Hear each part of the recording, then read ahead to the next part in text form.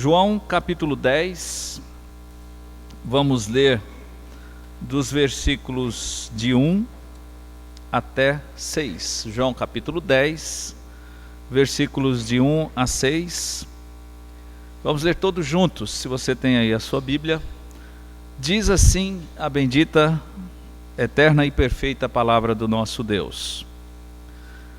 Na verdade vos digo que aquele que não entra pela porta do curral das ovelhas, mas sobe por outra parte, é ladrão e salteador. Aquele, porém, que entra pela porta é o pastor das ovelhas. A este o porteiro abre, e as ovelhas ouvem a sua voz, e chama pelo nome as suas ovelhas e as traz para fora. E quando tira para fora as suas ovelhas, vai adiante delas, e as ovelhas o seguem, porque conhecem a sua voz. Mas de modo nenhum seguirão o estranho, antes fugirão dele, porque não conhecem a voz dos estranhos. Jesus disse-lhes esta parábola, mas eles não entenderam o que era que lhes dizia. Paramos aqui, já oramos. Quando nós tratamos, e o tema que nós vamos desenvolver aqui em João 10, é Jesus como o pastor, ou o divino pastor, que o mundo precisa e anseia.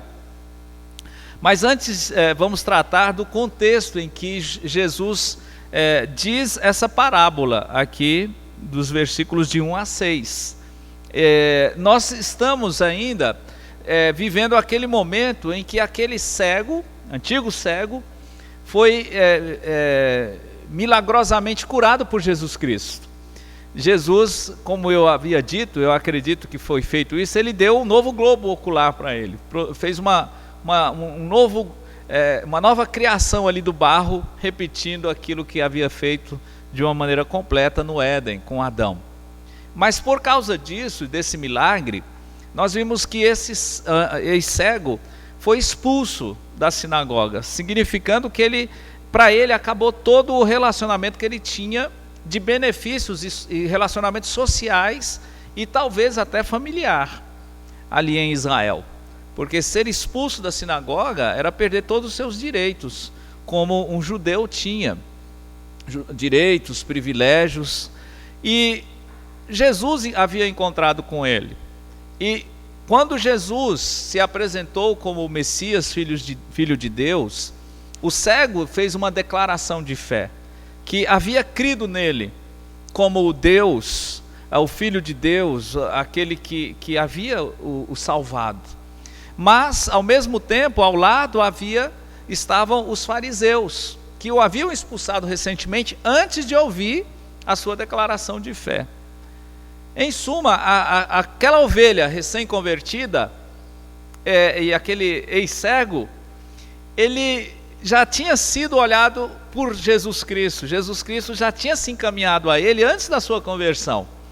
Eu falei que ele estava ilustrando a maneira como ele nos salva, nos tirando da cegueira espiritual, até que nós possamos vê-lo da maneira como ele é, e assim declarar a nossa fé pública. Agora, aquele ex-cego tinha um cuidado ainda mais especial de Jesus, porque passou a pertencer ao seu aprisco.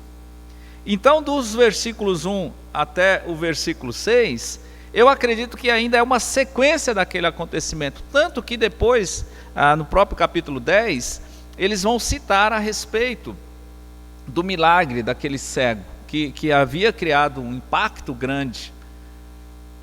Em suma, a mensagem de hoje é para o nosso conforto e consolo, de podermos encarar Deus, o Senhor Jesus Cristo, como um Deus que tem um cuidado muito especial pelo ser humano, mais especial ainda por aqueles humanos, aqueles homens, mulheres, crianças que se convertem a Ele, que passam a fazer parte do seu aprisco.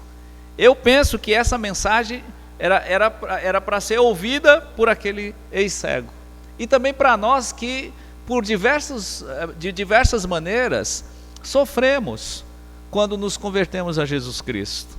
Sofremos injustiças, perseguições de um nível ou de outro, pressões internas, pressões externas, dilemas, inseguranças. Antes de continuarmos aqui expondo João 10, vamos ver a visão de Jesus Cristo, do Deus, do verbo que se fez carne, quando ele vê o mundo, porque ninguém tem essa visão. Ou é importante que nós entendamos que essa visão é a visão de Deus para o mundo, não é aquela visão simples, porque ela também é verdadeira, simples ou única, de um Deus que está irado com o mundo, com os seres humanos por causa do pecado. Ele está irado sim, porque ele é santo. A sua ira, ela vem devido à sua santidade, e porque ele é um juiz justo.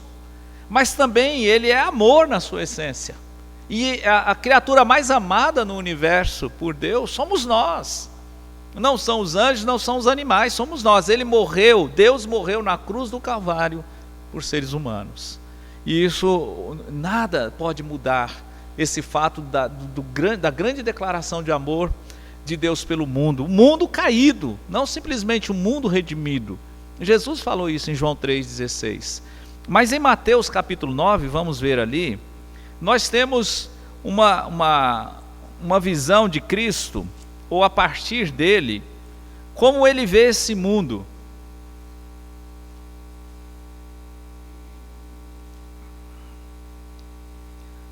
Um dos pontos que nós vamos estudar, quando ele fala que veio para dar vida em abundância, ali não é simplesmente uma referência à vida eterna, mas uma vida de qualidade aqui nesse mundo, uma vida próspera inclusive. E acredito que se você é crente, você vai concordar comigo em reconhecer que o crente prospera. O crente, ele sofre diferente, por causa da esperança que nós temos no Senhor, por causa da oração, por causa das promessas do Senhor, por causa da união que temos uns com os outros.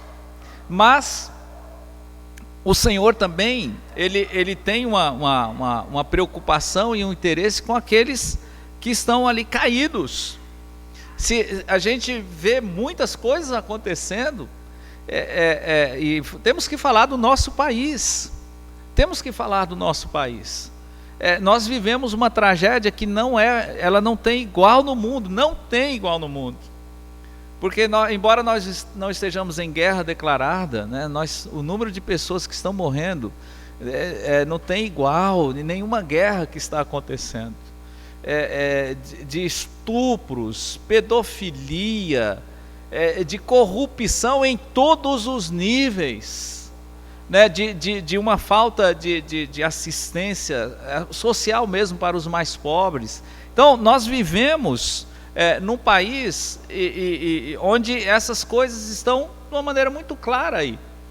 Em Mateus capítulo 9, Jesus vai encarar uma realidade ali entre os judeus, ou na Judéia, não muito diferente daqui. A partir do capítulo 9 de Mateus, você vê, por exemplo, uma mulher que tinha gastado todo o seu dinheiro para tentar curar uma hemorragia, e que é curada por Jesus Cristo. No capítulo 9, versículo 20, está escrito: eis que uma mulher que havia já 12 anos padecia de um fluxo de sangue, chegando por detrás dele, tocou a orla de sua roupa, porque dizia consigo: se eu somente tocar a sua roupa, ficarei sã. Lucas que fala a respeito da cura dessa mulher, e como ela havia gastado todo o seu dinheiro e não tinha sido curada. Olha só a preocupação de Jesus, o bom pastor. E Jesus, voltando-se e vendo-a, disse: tem bom ânimo, filha, a tua fé te salvou. E imediatamente a mulher ficou sã. Olha que passagem, que mensagem bonita essa de Jesus. Imagina você, mulher, né? Ou nós, qualquer um de nós, com uma doença horrível, tanto tempo, e sem esperança. Jesus estava ali, e ele não simplesmente a cura, ele fala: tem bom ânimo. E ele ainda chama de quê? Filha, tem bom ânimo, a tua fé te salvou. Ela fica sã, e aí ela volta. Só que à medida que ele está caminhando aqui, ele vai encontrar uma família que a filha havia morrido. A filha de um casal lá havia morrido. Aí ele chega no versículo 23. Jesus chegando à casa daquele chefe e vendo os instrumentistas e o povo em alvoroço, disse-lhes: retirai-vos, que a menina não está morta, mas dorme. E riam-se dele. E logo que o povo foi posto fora, entrou Jesus, pegou-lhe na mão e a menina levantou-se. E espalhou-se aquela notícia por todo aquele país. E partindo Jesus dali, seguiram-no dois cegos, aqui mais uma cura. Se não me engano é Lucas que fala que ele entrega aquela menina aos seus pais. Novamente o cuidado de Jesus Cristo. Tem várias passagens, mas aqui eu escolhi essa aqui porque ela vai culminar na visão de Jesus de tudo isso. Parece que todas esses milagres em seguida aqui descrito por Mateus vai expressar, vai culminar numa expressão de Jesus Cristo. Versículo 27, esses dois cegos: tem compaixão de nós, filho de Davi. E quando chegou à casa, os cegos se aproximaram dele. Jesus disse-lhes: credes vós que eu possa fazer isto? Disseram-lhes eles: sim, Senhor. Tocou então os olhos deles, dizendo: seja-vos feito segundo a vossa fé. E os olhos se lhes abriram. Jesus os ameaçou, dizendo: olhai que ninguém o saiba. Mas tendo eles saído, divulgaram a sua fama por toda aquela terra. E havendo eles retirado, olha, não para, trouxeram-lhe um homem mudo e endemoniado. Agora a coisa ainda vai piorando, né? Aquela mulher com fluxo, a menina que havia morrido, os cegos, e agora nós temos um mudo endemoniado, que ninguém poderia dar um jeito. E expulso o demônio, falou o mudo, versículo 33.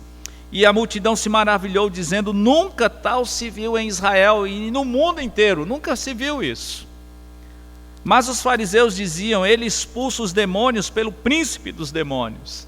E aqueles fariseus eram os professores da escola dominical deles.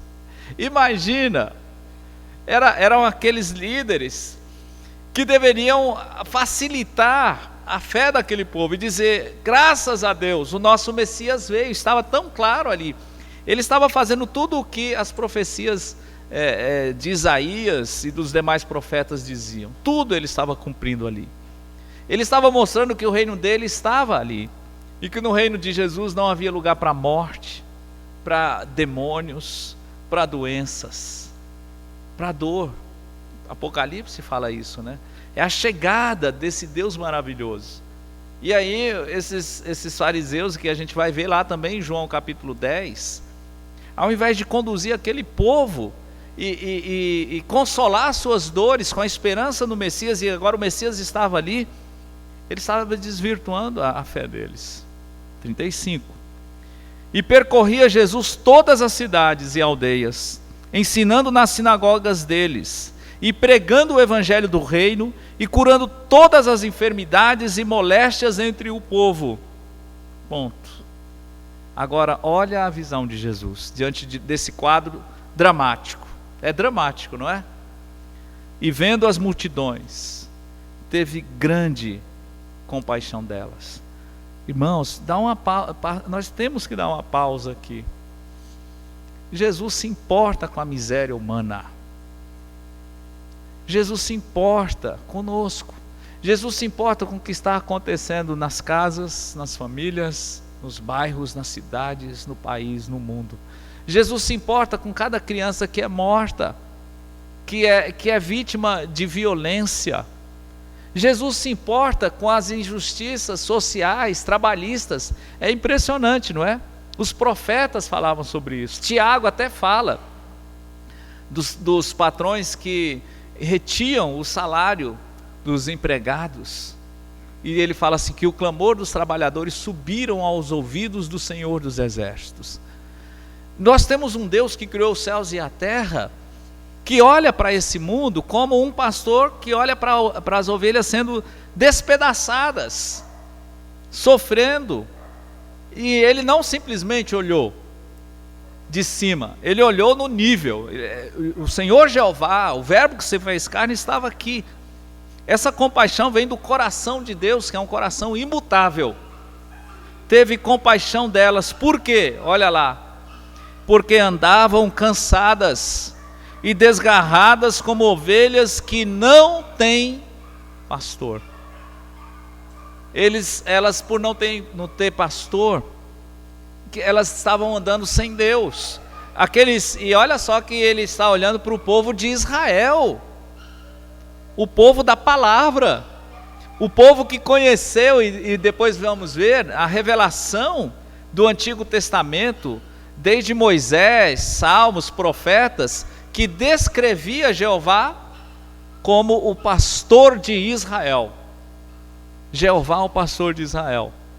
Mas eles absolutamente não estavam com um pastor. E por isso, eles sofriam tanto. Jesus teve compaixão, estavam cansadas, desgarradas.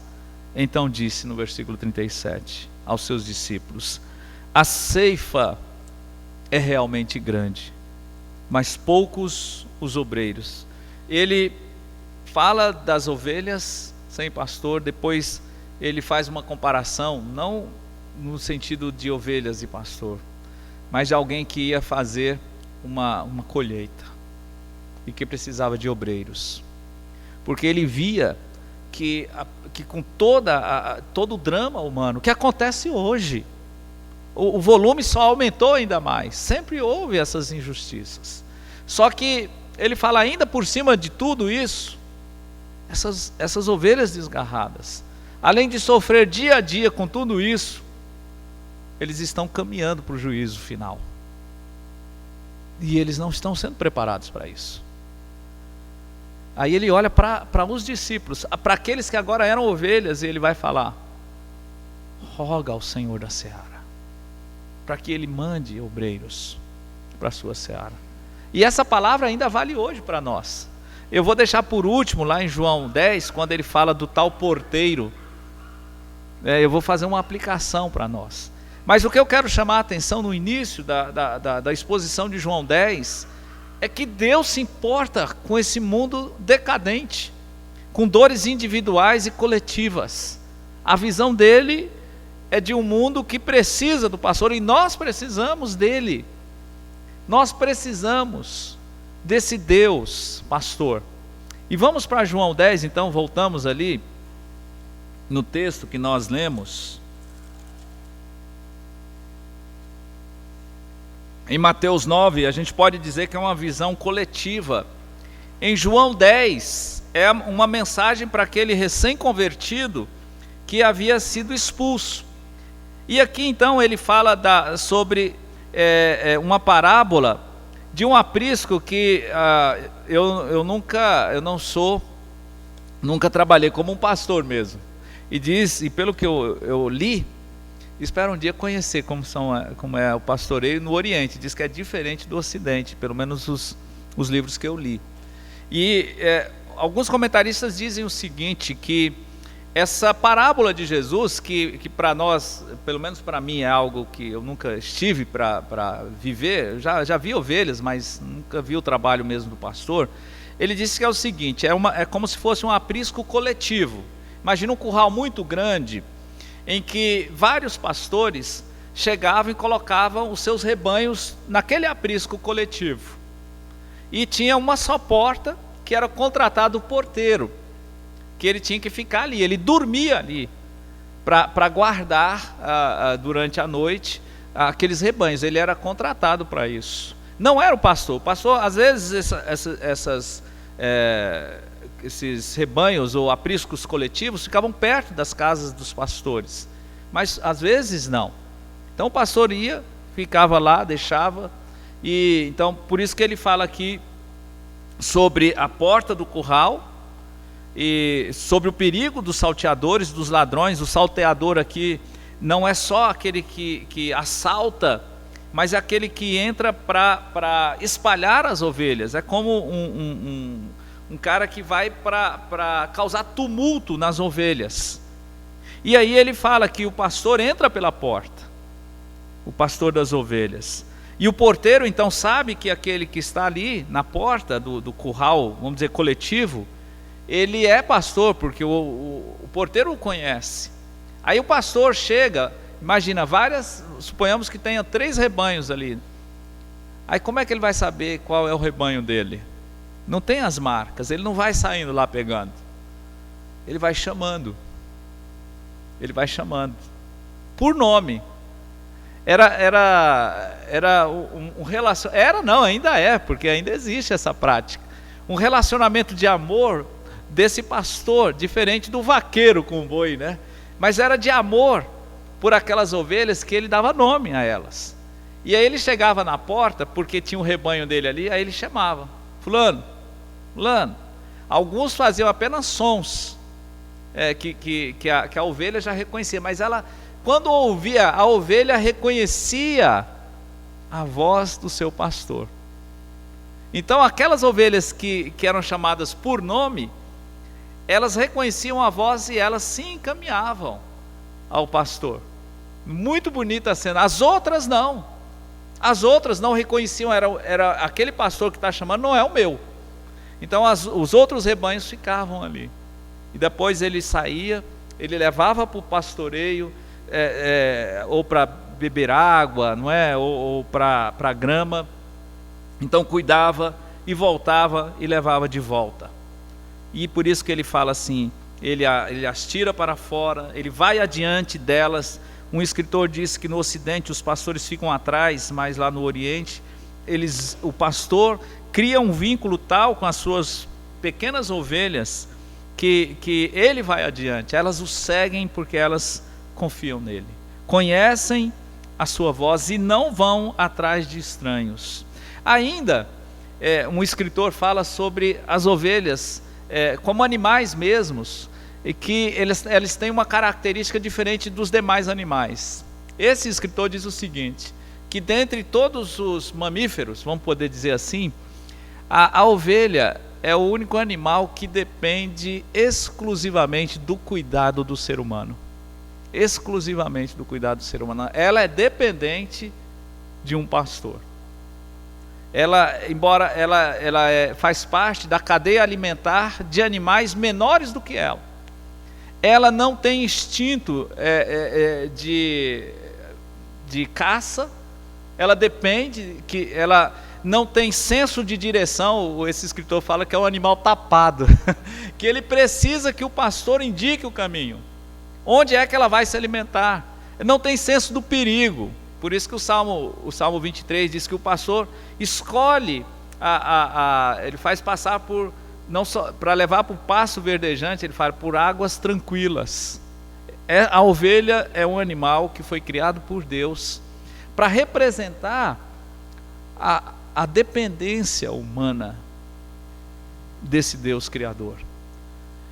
A maioria de nós aqui somos crentes, já fazemos parte do rebanho de Jesus Cristo. Nós o seguimos e é apenas Ele. Mas houve o tempo em que nós éramos ovelhas desgarradas.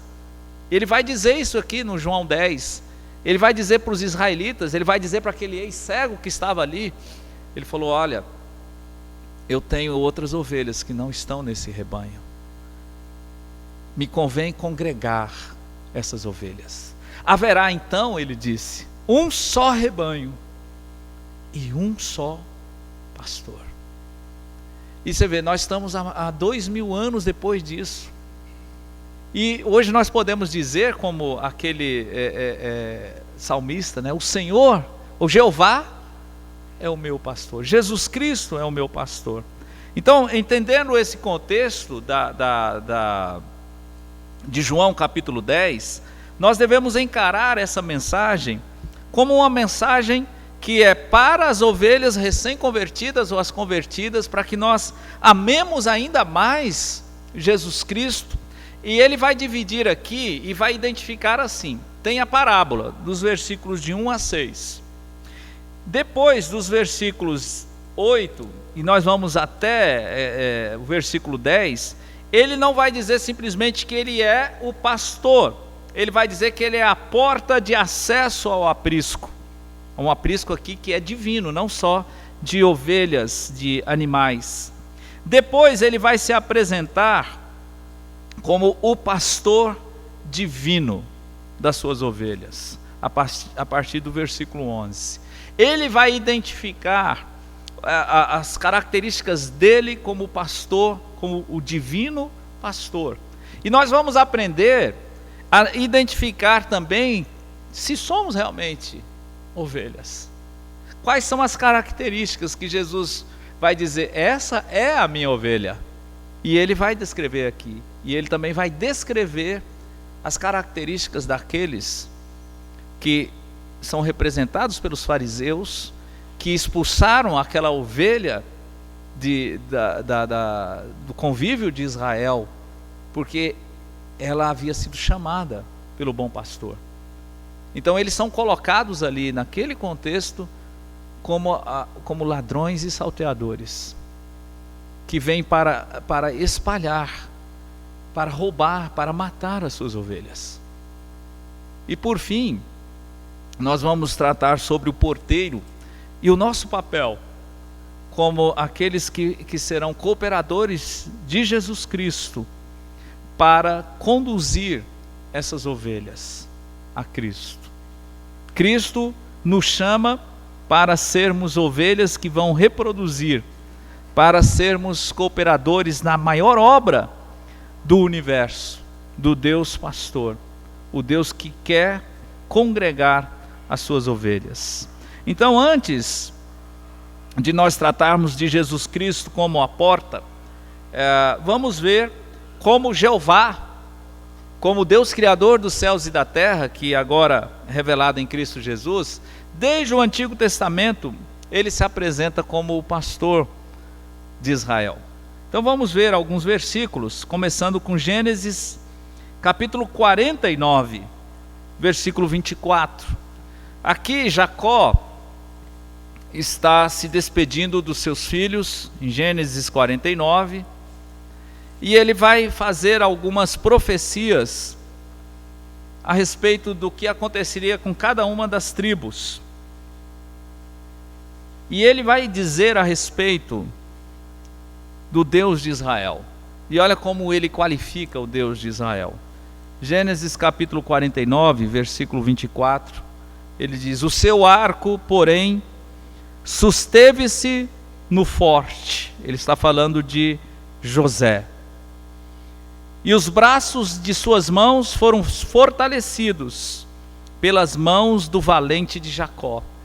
Agora, percebe aqui o papel do pastor? Ponha-se no lugar de José. Lembra da visão de Deus, individual e coletiva? José era um rapaz que fazia tudo certo. José é um cara de tremenda confiança. Não era porque o pai dele, porque Jacó simplesmente o tinha como filho predileto por capricho. Não. Era um rapaz que ele podia contar para qualquer coisa, que ele dava a responsabilidade e ele fazia, e até entregava, né, os irmãos que faziam coisas erradas, mas não porque ele era um fofoqueiro, porque ele tinha sido escolhido pelo pai para cuidar, para ser administrador. E aí ele sofre um impacto tão grande. Os seus irmãos, 9 irmãos, né, na realidade são 10, né, juntos o jogam no buraco e querem matá-lo.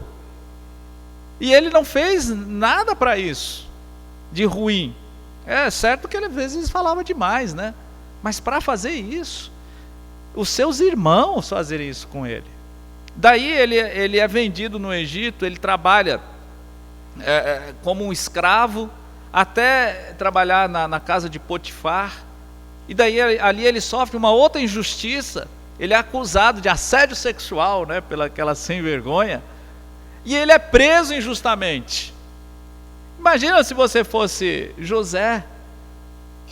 E aí lá na penitenciária, lá, né, ele não fazia parte do PCC, mas ele conseguiu se exaltar ali, né, vamos dizer assim, se destacar.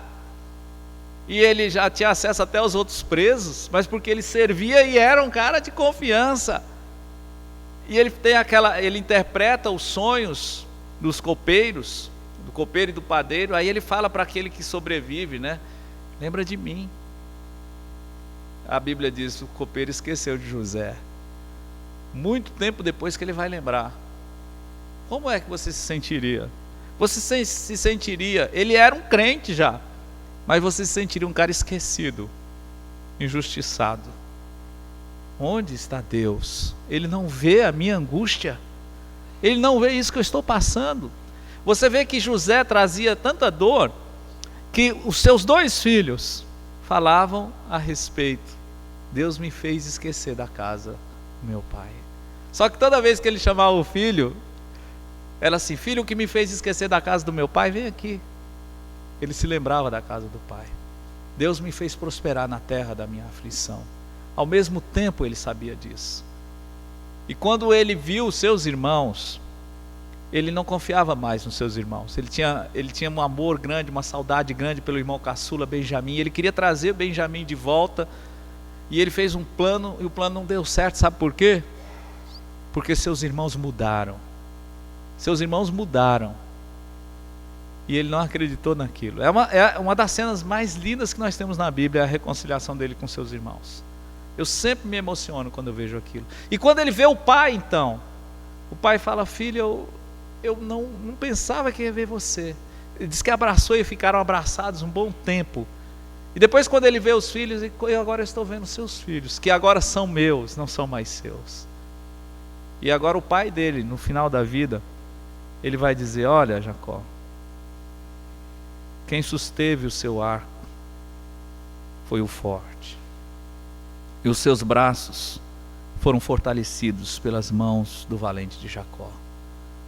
Quem esteve com você durante todo esse tempo, te protegendo, e te trouxe até onde você está hoje, foi o guerreiro de Jacó. E quem é ele? Ele fala: de onde é o pastor e a pedra de Israel. Você foi pastoreado em todo esse tempo. Talvez você não gostou por onde o pastor te fez caminhar, mas ele estava com você, fortalecendo e protegendo. Já pensou se você é José ali? Eu ia me desmanchar em choro de alegria, porque ele estava falando ali pelo Espírito de Deus, era um profeta. Ele não estava falando simplesmente por falar. E depois daqui nós temos uma outra citação de Jeová, que é Jesus, como o pastor de um pequeno menino desprezado também. Salmo 23. Salmo 23.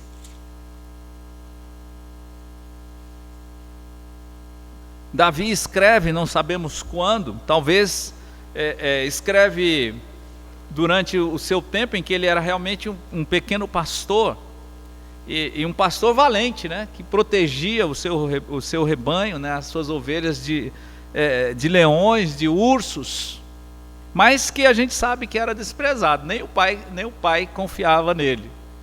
E ele escreve: o Senhor é o meu pastor, nada me faltará. Ou ele sabia que de tudo ele teria, que ele precisava, ele teria, porque Jeová, o Criador dos céus e da terra, era o seu pastor. Aqui ele faz uma declaração, e a partir do versículo 2 ele descreve Jeová guiando o seu povo aqui na terra, não como um Deus distante, mas como um Deus presente. José descreve, o pai fala de todo aquele, e Gênesis fala de tudo que ele passou, mas no fim diz: o valente de Jacó, que é o pastor, estava com você. E agora Davi escreve que esse Deus, ele deitar-me faz em verdes pastos, guia-me mansamente a águas tranquilas, refrigera minha alma, guia-me pelas veredas da justiça por amor ou por causa do seu nome. Porque isso quer dizer, porque ele é meu pastor. Ele é pastor. E ele é um pastor fiel. E Jesus Cristo vai dizer algo maravilhoso: eu sou o bom pastor, e o pastor dá a sua vida pelas suas ovelhas. Não é simplesmente uma dedicação de vida, é que ele, para salvar as suas ovelhas, morreu no lugar delas. Não simplesmente conduzindo, mas salvando de perigos que as suas ovelhas sequer sabiam e passavam. Nós precisamos dele. E Ele criou-nos com seu amor, Ele nos criou a sua imagem e semelhança, e nos criou com essa dependência de Deus. E Ele quer Ele quer resgatar isso, porque Ele quer essa comunhão. Então ali em João 10, é a expressão máxima desse pastor que Jacó fala, que foi o pastor de José, que Davi descreve aqui, que por causa do nome dele, e o nome dele é Jeová, mas ele é pastor, ele nos conduz. E aí ele fala no versículo 4, ainda que eu andasse pelo vale da sombra da morte, o vale que José andou e Davi passou, não temeria mal algum, porque tu estás comigo, a tua vara e o teu cajado me consolam. Preparas uma mesa perante mim na presença dos meus inimigos, unges a minha cabeça com óleo, o meu cálice transborda. Certamente que a bondade e a misericórdia me seguirão todos os dias da minha vida, e habitarei na casa do Senhor por longos dias. O próprio aprisco seria na casa do bom pastor. O cuidado diário que o Deus do universo tem por suas ovelhas. O Deus profetizado, cantado. Salmo 80, esse pastor é descrito, Jeová é descrito como o pastor de Israel que salva o seu povo, não só o conduz até a sua casa. Salmo 80, versículo 1: Tu que és pastor de Israel, dá ouvidos, tu que guias a José, olha lá, como um rebanho, tu que te assentas entre os querubins, resplandece. Deixa-me te ver. E olha como ele chama: pastor de Israel. Nós somos o Israel de Deus, amém? Nós somos. A igreja é o Israel de Deus. Não confundamos com o Israel, o Estado. Mas Israel, o Estado, era só um protótipo. Paulo fala que nós somos o Israel de Deus. As ovelhas espalhadas pelo mundo inteiro, que Ele tem chamado ao longo das eras. Desde que chamou Adão, Abel chamou Caim, mas Caim não ouviu a sua voz. Mas nós somos esse povo. Nós pertencemos a Deus, a um Deus fiel, a um Deus que é presente conosco, apesar das nossas da nossa percepção errada de que Ele está longe. Ele não é longe, Ele é um Deus presente. Aí no versículo 2: perante Efraim, Benjamim e Manassés, desperta o teu poder e vem salvar-nos.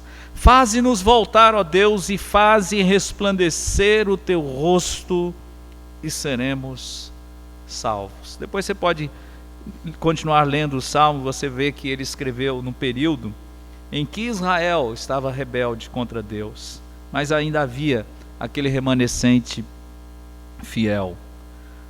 Em Isaías, no capítulo 40, nós temos novamente a figura de Jeová como um pastor que cuida e consola o seu povo. Isaías capítulo 40.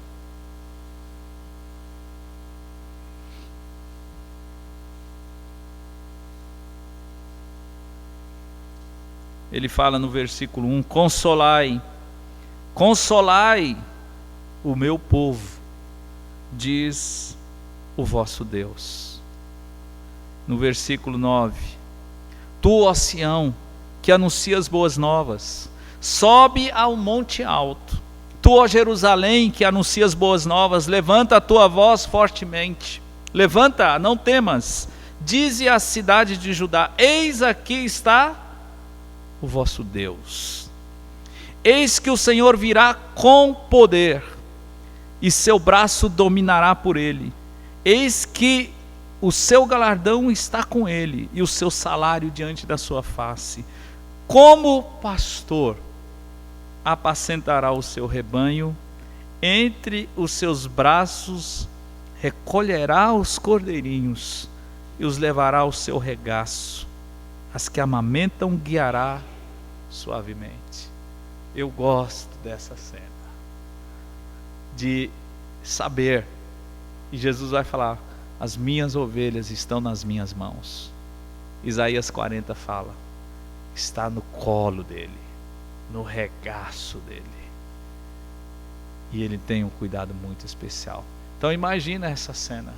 Se você é ovelha, você está ali, no cuidado do Deus do universo, um cuidado pessoal. O Deus poderoso, que é fiel porque decidiu ter um relacionamento com esse povo, como um relacionamento que o pastor tem com as ovelhas. Por fim, e a gente termina com alguns trechos em Zacarias capítulo 11. Jeová é o pastor que foi desprezado, ferido e abandonado por Israel, seu povo.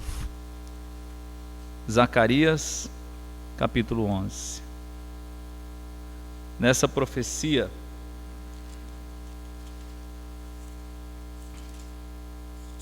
nós temos essa figura do pastor desprezado, mas que nunca deixou de ser pastor. Zacarias capítulo 11, a partir do versículo 8. E destruí os 3 pastores num mês, porque a minha alma se impacientou deles, e também a minha alma deles se enfastiou de mim, e eu disse: não vos apacentarei mais. O que morrer, morra, e o que for destruído, seja destruído, e as que restarem, comam cada um a carne da outra.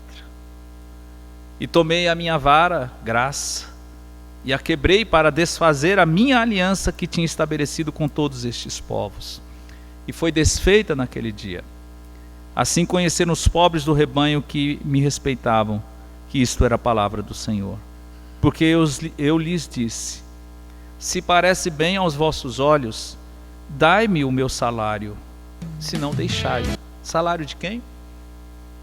Do pastor. Pesaram o meu salário, 30 moedas de prata. O salário do pastor de Israel. E o Senhor disse: arroja isso ao leiro, esse belo preço em que fui avaliado por eles. E tomei as 30 moedas de prata e as arrojei ao leiro na casa do Senhor. O Senhor foi desprezado. Mas aí ele continua. E o Senhor me disse: toma ainda para ti um instrumento de um pastor insensato, porque eis que suscitarei um pastor na terra que não cuidará das que estão perecendo, não buscará a pequena e não curará a ferida, nem apacentará a sã, mas comerá a carne da gorda e lhes apacentará e lhe despedaçará as unhas. E ele termina no capítulo 13, versículo 7. Ó espada, desperta-te contra o meu pastor e contra o homem que é o meu companheiro, diz o Senhor dos Exércitos. Fere o pastor, espalhar-se-ão as ovelhas, mas volverei a minha mão sobre os pequenos. O pastor que daria a sua própria vida para ovelhas que o haviam desprezado.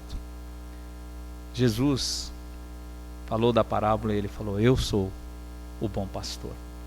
Nós podemos conhecê-lo.